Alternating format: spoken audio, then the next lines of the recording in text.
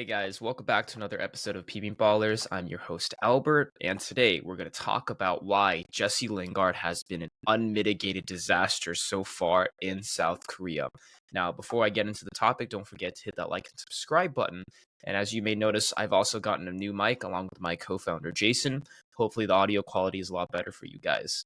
So, let's get straight into the topic. Yeah, Jesse Lingard, if you're clicking this video, you know who he is, the former Manchester United Nottingham Forest player who was an England international, scored a banger of a goal against Panama at the 2018 World Cup. I don't think you can say Jesse was the next it kid in English football. He was just a very, very good player that was called up to the national team, but ended up kind of washing out in England. And whatever you want to attribute that to, I think there was a lot of issues with his fitness, his lack of commitment. He's found his way over to South Korea, and unfortunately, he's had a terrible time in the K League. Now, before I get deeper into the topic, I know people are going to say, oh my God, it's the K League. It's not that big of a deal. Well, to be fair, yeah, I mean, the Korean domestic league isn't a top 10 league by any means. I would say it's not even as good as the MLS yet. Asian teams have been progressing, and as a result, our domestic leagues have also been getting better. So we can't say that Lingard could have come to the K League without doing any work and dominated. That's not how it works anymore. And you know what? He's been terrible in his first 3 games. So far, the team Jesse plays for is FC Seoul, which is the capital city club. They've played 3 games so far, and Jesse has appeared as a substitute off the bench in each game. 0 goals, 0 assists, 2 yellow cards, and he's already been lambasted and roasted by his manager, Kim Ki-dong.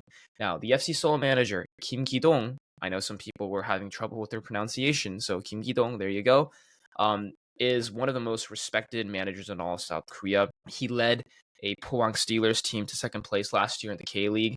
His name was thrown about as a potential replacement for Jurgen Klinsmann with the national team. Very progressive, forward-thinking manager who still has some abrasiveness and the ability to discipline his players. And that, I think he's one of the managers who has a perfect balance of that.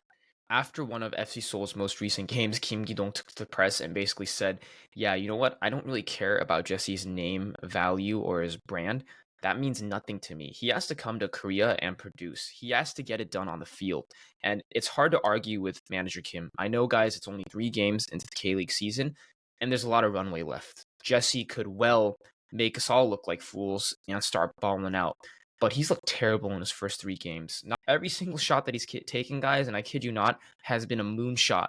I think he's playing kickball instead of football. It looks bad, all right? And yeah, you could say that maybe Jesse hasn't played first team football for 90 minutes in a long time because he really didn't play a lot at Nottingham Forest.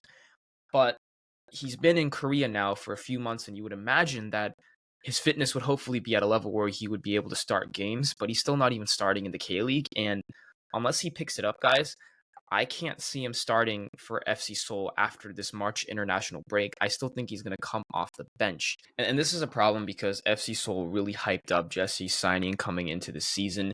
They put on a whole marketing PR campaign to talk about how they signed a former EPL player. And to Jesse's credit, he played along initially very well. He was getting along with his teammates and getting close to FC Seoul midfielder Ki Sung-young, who played for a while in the Premier League.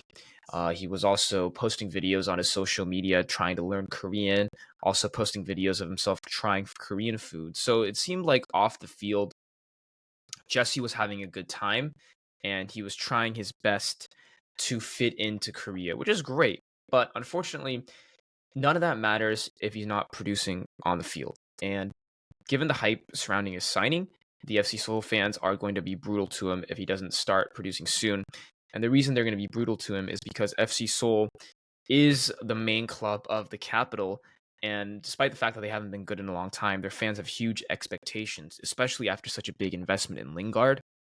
Unfortunately, I don't think FC Seoul has a very good team around Jesse anyways. And most likely they will probably finish near the bottom half of the table, which is where they finished last year. And that was considered a total failure and catastrophe. So you can only imagine the backlash that's going to occur if they finish in a similar spot after signing Jesse Lingard.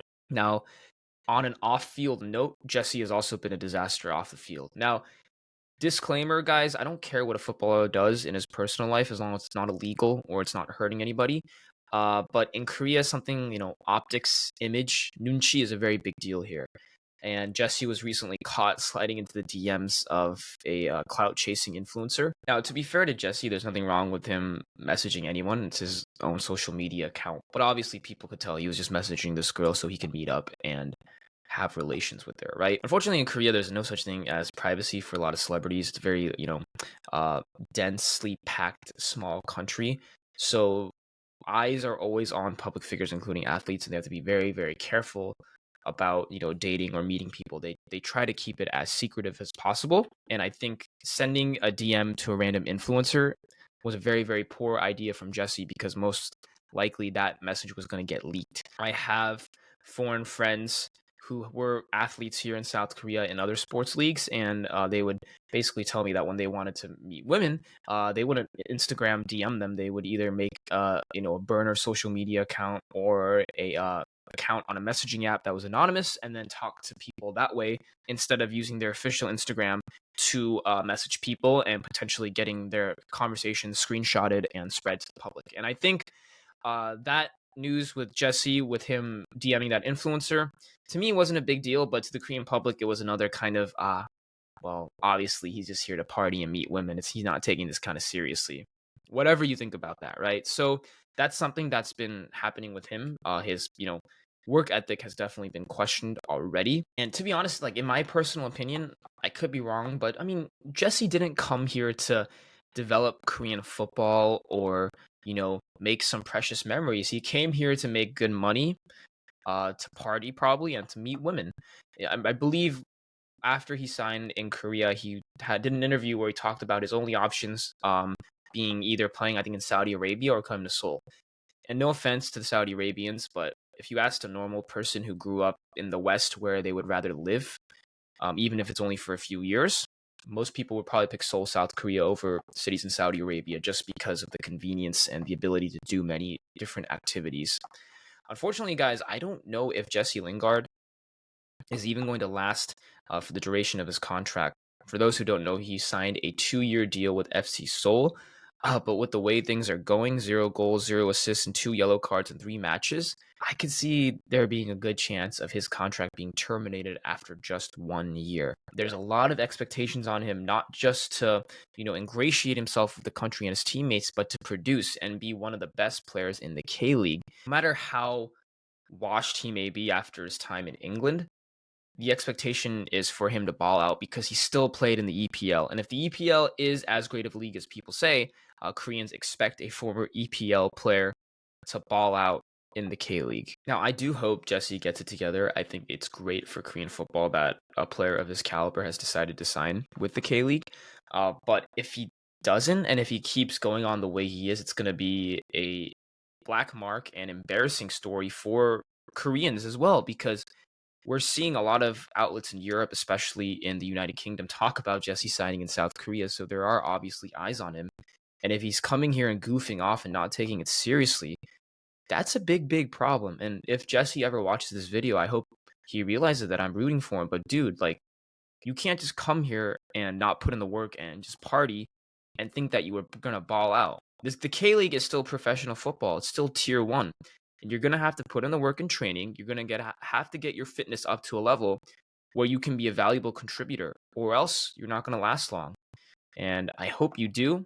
But so far, it's been very disappointing and definitely been a disaster so far. Thanks for watching the video. I'll see you guys in the next one.